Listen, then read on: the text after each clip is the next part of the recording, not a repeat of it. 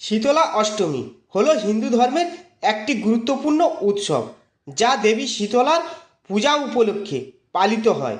দেবী শীতলা রোগ বিশেষ করে বসন্ত, গুটি বসন্ত ও অন্যান্য সংক্রামক রোগ থেকে রক্ষা করার জন্য পূজিতা হন। শীতলা অষ্টমীর দিনে উপবাস এবং পুজো জীবনকে সুখী করে তোলে। এটা বিশ্বাস করা হয় যে এই ব্রত করলে সন্তান সুখ লাভ হয়। প্রিয় দর্শক বন্ধু, মুক্তি চ্যানেলের পক্ষ থেকে সবাইকে স্বাগত জানাই। আজকের ভিডিও শীতলা অষ্টমী কবে পড়েছে এবং তার দিনক্ষণ সম্পর্কে আপনাদের জানাবো। তাহলে সম্পূর্ণ ভিডিওটি প্রথম থেকে না টেনে শেষ পর্যন্ত দেখতে থাকুন এবং ভিডিওটি ভালো লাগলে আপনারা শেয়ার করবেন, লাইক করবেন, কমেন্ট করবেন। শুরু করছি আজকের ভিডিও। হোলির পর শীতলা অষ্টমীর উৎসব পালিত হয়। কেউ কেউ সপ্তমীর দিনে এটি উদযাপন করেন। দুটি দিনই মা শীতলার উদ্দেশ্যে উৎসর্গকৃত। একটি পৌরাণিক বিশ্বাস আছে যে এই উপবাস স্বাস্থ্যের জন্য উপকারী। যারা এই দিনে উপবাস করেন এবং শীতলা মার পূজা করেন তারা সুস্বাস্থ্যের আশীর্বাদ লাভ করেন। স্থানীয় ভাষায় এটি বাসোদা বুধা, বাসোদা বা বাসি উড়া নামে পরিচিত। ভক্তরা এই দিনে দেবী শীতলার উপবাস করেন এবং নিরামিষ আহার গ্রহণ করেন। অনেকেই আগের দিন রান্না করা শীতল বা বাসি খাবার গ্রহণ করেন, কারণ এই দিনে রান্না করা নিষিদ্ধ। দেবীর মন্দিরে বিশেষ পূজা ও যজ্ঞের আয়োজন করা হয়।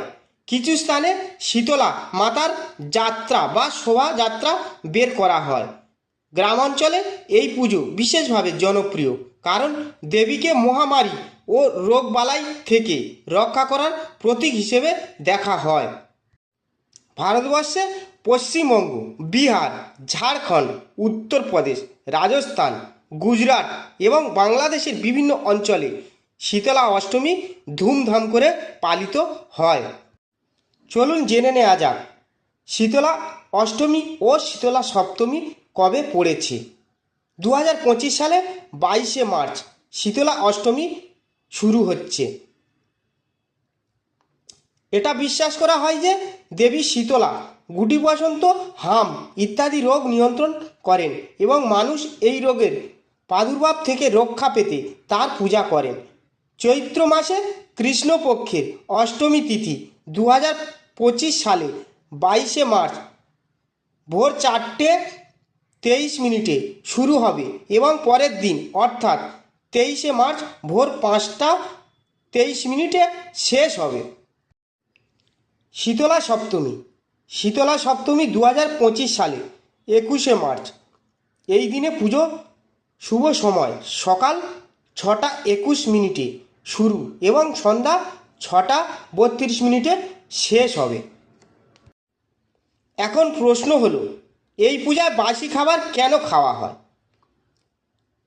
বাসোদা উৎসবের ঐতিহ্য অনুসারে এই দিনে খাবার রান্না করার জন্য ঘরে আগুন জ্বালানো হয় না, তাই বেশিরভাগ পরিবার একদিন আগে থেকে খাবার রান্না করে এবং শীতলা অষ্টমীতে বাসি খাবার খায়। কথিত আছে যে শীতলা মা হলেন শীতলতার দেবী, তাই যারা উপবাস করেন তাদের এই দিনে গরম জিনিস খাওয়া বা পুজোয় ব্যবহার করা নিষিদ্ধ আছে।